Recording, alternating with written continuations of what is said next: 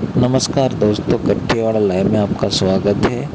मैं इस वक्त मौजूद हूँ माता सबरी आवासीय विद्यालय कट्टीवाड़ा में, जहाँ पर बीते दिनों यहाँ की जो छात्रा हैं उनकी तबीयत अचानक बिगड़ गई थी, जिसको लेकर आज यहाँ के जो सामाजिक कार्यकर्ता नितेश लावा ने पूरे आश्रम एवं स्कूल का भ्रमण किया। भ्रमण के दौरान उन्होंने क्या कहा, पहले आप उनके बयान को सुनिए। आप सबने देखा है सोशल मीडिया के माध्यम से, और आज हम भी यहाँ पर उपस्थित हुए हैं। ये जो कट्टीवाड़ा ब्लॉक में स्थित नानी बड़े गांव में कन्या शिक्षा परिसर है, जिसका अभी नामकरण चेंज करके माता सबरी आवासीय परिसर रखा है। और ये मध्य प्रदेश शासन की एक महत्वपूर्ण ऐसी योजना है जिसमें आदिवासी क्षेत्रों में जो हमारे आदिवासी क्षेत्र के बच्चे हैं, बालिकाएं हैं, उनको आवासीय परिसर दिया गया है। यानी कि एक बहुत ही बढ़िया कैंपस है।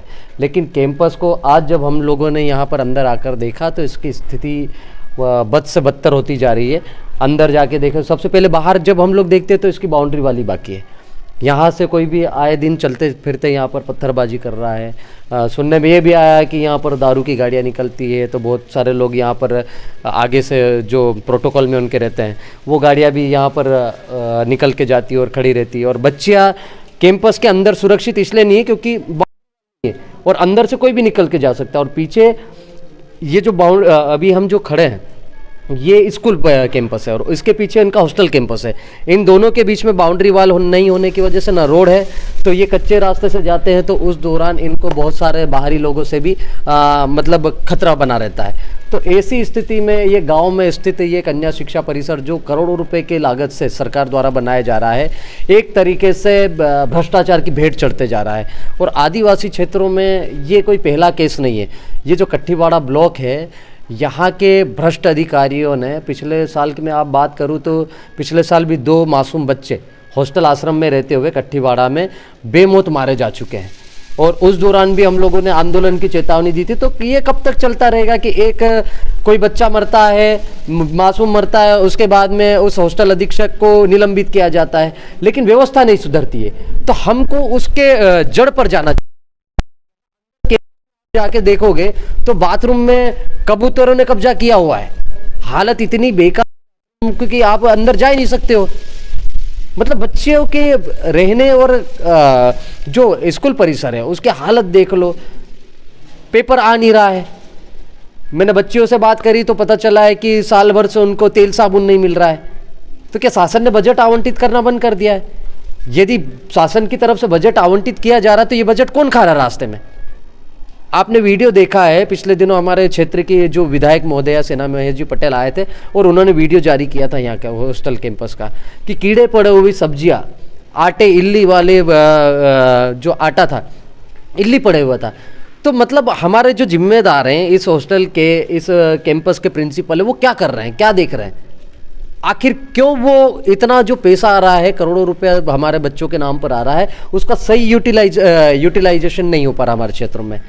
तो ये बहुत बड़ा सवाल है जिला प्रशासन के ऊपर और इन भ्रष्ट अधिकारियों के ऊपर, जो हमारे समाज को धीरे धीरे शिक्षा के स्तर पर खोखला करते हुए निचले स्तर पर, निचले पायदान पर ले जा रहा है। और ऐसी स्थिति से उबरने के लिए हमें सख्त होना पड़ेगा और समाज के जागरूक युवाओं को, जनप्रतिनिधियों को जिम्मेदारी लेनी पड़ेगी। और क्षेत्र में लगातार इस प्रकार के जितने भी शासकीय आवासीय हॉस्टल है, आश्रम है, उनका लगातार भ्रमण करके हॉस्टल अधीक्षकों से जांच करवा के वहाँ पर निरीक्षण करते हुए जो जायज़ मुद्दे हैं उन पर बात रखनी होगी और वरिष्ठ अधिकारी से संपर्क करके समस्याओं का समाधान करना होगा।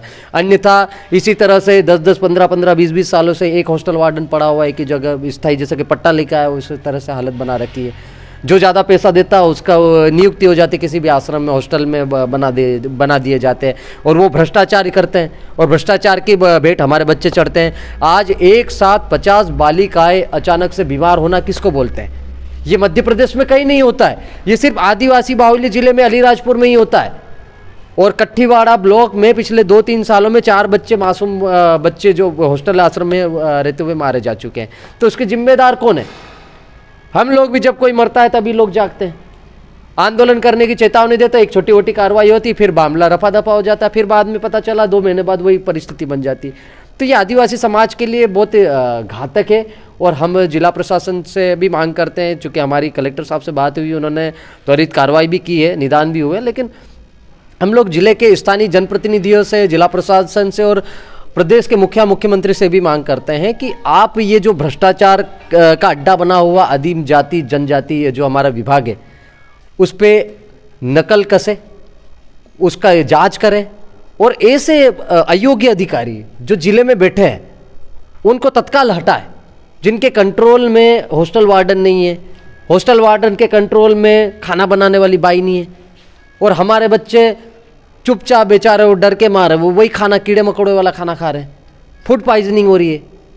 तो ये सिर्फ आदिवासी क्षेत्रों में ही हो रहे हैं। तो मध्य प्रदेश शासन बार बार बोलती कि हम आदिवासी हितैषी है, आदिवासियों के लिए करोड़ों का बजट आवंटित कर रहे हैं, केंद्र सरकार की तरफ से भी विशेष अनुदान आता है ट्राइबल सब प्लान के नाम पर, लेकिन वो पैसा जाता कहाँ है?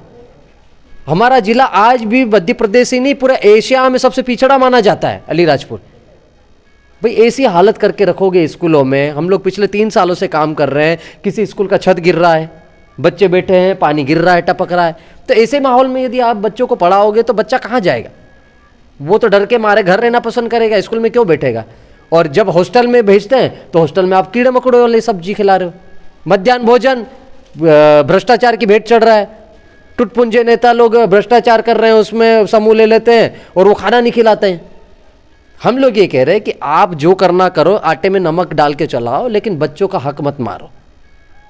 कम से कम उनके हक का खाना थोड़ा उचित तरीके से खिलाओ, ताकि उनको स्वास्थ्य संबंधी समस्या ना हो। बस यही हमारी अपील है। और इस मामले को आज प्रदेश स्तर पर मीडिया ने देखा है और उठाया भी है।